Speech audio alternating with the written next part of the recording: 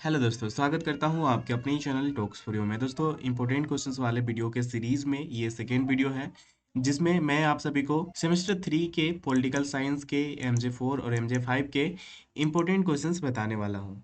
क्योंकि आप सभी का कुछ दिनों के बाद इन सेमेस्टर एग्जामिनेशन होने वाले हैं, तो उम्मीद है ये वीडियो आपके लिए काफ़ी ज़्यादा हेल्पफुल होगा। इस वीडियो को अच्छे से देखिए और इसमें जितने भी इंपॉर्टेंट क्वेश्चंस मैं आपको बताऊँ उन सभी को अच्छे से प्रैक्टिस कीजिए। आई होप आपका एग्जाम अच्छा जाएगा और आप अच्छे मार्क्स से भी पास हो जाएंगे। तो अगर वीडियो पसंद आता है तो अपने दोस्तों को भी शेयर कीजिएगा और साथ में हमारे चैनल पे नए हैं तो चैनल को सब्सक्राइब कर लीजिए और साथ में इस वीडियो के डिस्क्रिप्शन में टेलीग्राम ग्रुप का लिंक है, उसको भी जरूर ज्वाइन कर लेना।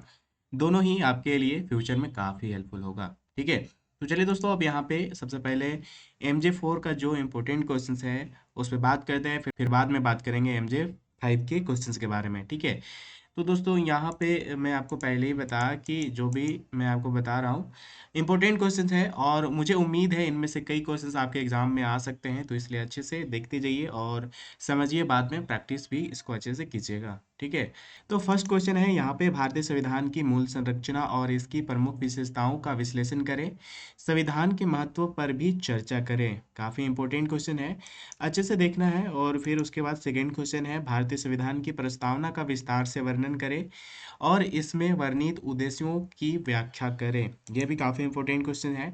वैसे मैंने यहाँ पे जितने भी क्वेश्चंस रखे हैं, तो मेरे कहने या फिर ना कहने से आपको फर्क नहीं पड़ना चाहिए कि कितना इंपॉर्टेंट है। बाकी जितने भी क्वेश्चन है आपको सभी को अच्छे से प्रैक्टिस करना है। ठीक है, तो इसलिए मैं यहाँ पे जितने भी क्वेश्चन है सभी को बस पढ़ते जा रहा हूँ। बाकी आप देख लेना अपने हिसाब से भी कि कौन सा क्वेश्चन कितना ज़्यादा इंपॉर्टेंट हो सकता है या फिर होगा। ठीक है, तो यहाँ पे अब थर्ड क्वेश्चन है, मौलिक अधिकारों की अवधारणा पर चर्चा करें और भारतीय संविधान में उनके संरक्षण के उपायों का विश्लेषण करें।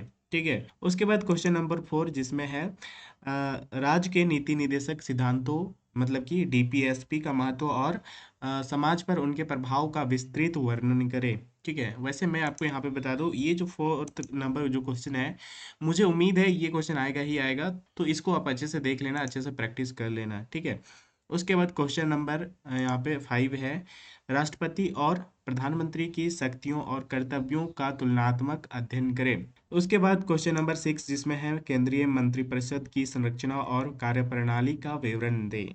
ठीक है, उसके बाद क्वेश्चन नंबर 8 जिसमें पूछा गया है, राज्यपाल और मुख्यमंत्री की भूमिकाओं का विश्लेषण करें और उनके बीच संबंधों का विवरण दें। ठीक है, उसके बाद नेक्स्ट क्वेश्चन, क्वेश्चन नंबर 9 जिसमें पूछा गया है, उच्चतम न्यायालय की न्यायिक समीक्षा की भूमिका और महत्व पर चर्चा करें। उसके बाद क्वेश्चन नंबर 10 जिसमें पूछा गया है, उच्चतम न्यायालय और उच्च न्यायालयों की संरचना, शक्तियों और क्षेत्राधिकार का तुलनात्मक वर्णन करें। इंपॉर्टेंट क्वेश्चन है। यहाँ पे है क्वेश्चन नंबर 11 जिसमें पूछा गया है, भारतीय संविधान में संशोधन प्रक्रिया का विश्लेषण करें और प्रमुख संशोधनों पर चर्चा करें। उसके बाद क्वेश्चन नंबर 12 जिसमें पूछा गया है, भारतीय राजनीति में जाति और धर्म की भूमिका का विश्लेषण करें। क्वेश्चन नंबर 13 जिसमें पूछा गया है, भारतीय राजनीति में क्षेत्रवाद और भाषावाद के मुद्दों पर चर्चा करें। देखिए, यहाँ पे जितने भी क्वेश्चंस हैं आपको सभी को अच्छे से प्रैक्टिस करना है। मैं आपको बार बार बता रहा हूँ, कह रहा हूँ, तो इस बात को ध्यान में रखना है। ठीक है, उसके बाद क्वेश्चन नंबर 14 जिसमें पूछा गया है, आरक्षण नीतियों का विस्तार से वर्णन करें और उनके समाज पर प्रभाव का वर्णन करें। नेक्स्ट क्वेश्चन, क्वेश्चन नंबर 15 जिसमें पूछा गया है, नक्सलवाद की समस्या का विश्लेषण करें और इसके समाधान के संभावित उपाय सुझाएं। क्वेश्चन नंबर 16 जिसमें है, भारतीय संविधान की प्रस्तावना के उद्देश्यों का विस्तृत वर्णन करें। ठीक है, देखिए यहाँ पे जो संविधान है, संविधान से कोई ना कोई क्वेश्चन जरूर आएगा, मुझे ऐसा लग रहा है, तो इसको भी देख लेना। 17 नंबर क्वेश्चन जिसमें पूछा गया है, मौलिक कर्तव्यों और राज्य के नीति निदेशक सिद्धांतों के बीच मुख्य अंतर का वर्णन करें। उसके बाद क्वेश्चन नंबर 18 जिसमें पूछा गया है, राज्यपाल की नियुक्ति प्रक्रिया और उनके कार्यकाल पर विस्तार से चर्चा करें। क्वेश्चन नंबर 19 जिसमें पूछा है, उच्चतम न्यायालय के मुख्य न्यायाधीश की नियुक्ति प्रक्रिया पर विस्तार से चर्चा करें। क्वेश्चन नंबर 20 जिसमें पूछा है, भारतीय संविधान में न्यायिक सक्रियता का महत्व और इसके प्रभावों पर चर्चा करें। देखिए यहाँ पे ये खत्म हो चुका है MJ4 का जितने भी क्वेश्चन थे। ठीक है, यहाँ पे मैंने आपको बता दिए हैं 20 क्वेश्चन है इसमें, और साथ में बता दूं कि MJ5 में भी 20 क्वेश्चन है। ठीक है, तो यहाँ पे जितने भी क्वेश्चंस मैंने आपको बताया सभी को अच्छे से प्रैक्टिस करना है और सबका आंसर भी आपको तैयार कर लेना है। ओवरऑल आपको अच्छे से प्रैक्टिस करना है, अच्छे से प्रिपरेशन करना है, ठीक है।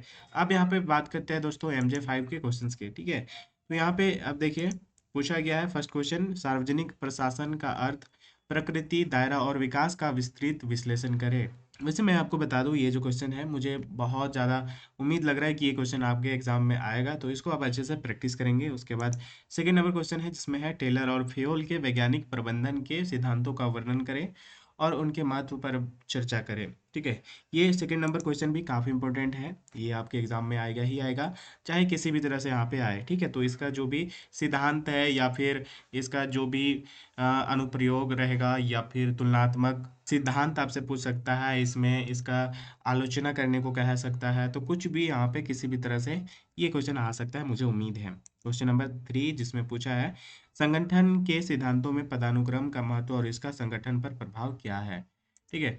उसके बाद क्वेश्चन नंबर 4 जिसमें पूछा गया है केंद्रीकरण और विकेंद्रीकरण के लाभ और हानियों का विश्लेषण करें। क्वेश्चन नंबर 5 जिसमें पूछा है नियंत्रण के विस्तार की अवधारणा और इसके संगठन पर प्रभाव पर विस्तार से चर्चा करें। क्वेश्चन नंबर 6 जिसमें पूछा है आदेश की एकता के सिद्धांत का क्या महत्व है और इसके अनुपालन के लिए कौन कौन से उपाय आवश्यक है, ठीक है। ये सभी क्वेश्चन इंपॉर्टेंट है। और उसके बाद क्वेश्चन नंबर 7 जिसमें पूछा गया है नौकरशाही की अवधारणा, इसकी विशेषताएं और इसके दोषों का वर्णन करें, ठीक है। क्वेश्चन नंबर 8 जिसमें पूछा है नौकरशाही में भर्ती, पदोन्नति, प्रशिक्षण और मनोबल की महत्व पर चर्चा करें। उसके बाद क्वेश्चन नंबर 9 जिसमें है सिविल सेवा में भर्ती की प्रक्रिया और इसके विभिन्न चरणों का वर्णन करें। देखिए सभी क्वेश्चन इंपॉर्टेंट ही है, तो मैं आपको ये नहीं कह सकता कि कौन आ जाएगा या फिर नहीं आएगा। देखिए मैं तो क्वेश्चन सेट नहीं कर रहा, ठीक है। तो आपको जितने भी यहाँ पे क्वेश्चन है थोड़ा ज़्यादा है, आपके एग्जाम में आते हैं 8 से 10 क्वेश्चन, यहाँ पे मैंने आपको एक जो है मेजर पेपर या फिर एक पेपर में 20 क्वेश्चन दिए हैं, तो आपको थोड़ा ज़्यादा तो पढ़ना पड़ेगा, ठीक है। उसके बाद क्वेश्चन नंबर 10 है यहाँ पे सिविल सेवा में पदोन्नति के महत्व और इसके लिए अपनाए जाने वाले मापदंडों पर विस्तार से चर्चा करें। क्वेश्चन नंबर 11 सिविल सेवा में प्रशिक्षण की आवश्यकता और इसके लाभों का विश्लेषण करें। क्वेश्चन नंबर 12 सिविल सेवा में मनोबल बनाए रखने के उपायों पर चर्चा करें।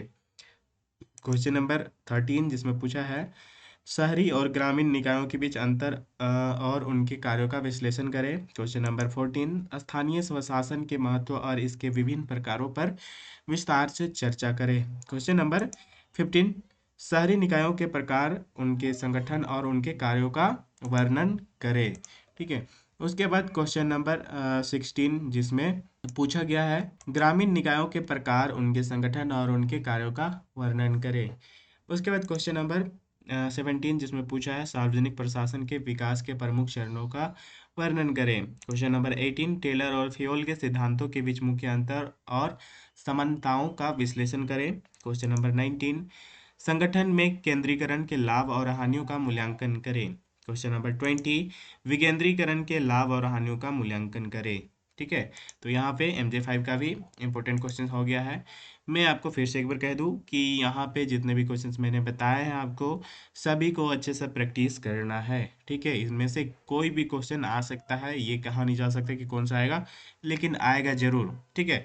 तो इसलिए आप ये पढ़िए, बाकी आप चाहे तो और कहीं से भी पढ़ सकते हैं। तो दोस्तों आज के वीडियो में बस इतना ही, और ऐसी हेल्पफुल और इन्फॉर्मेटिव वीडियोज़ के लिए चैनल को सब्सक्राइब करना मत भूलना। साथ में वीडियो हेल्पफुल लगा हो तो अपने सभी दोस्तों को शेयर जरूर करना, और मिलते हैं ऐसे इन्फॉर्मेटिव वीडियोज़ के साथ। तब तक के लिए बाय बाय, टेक केयर।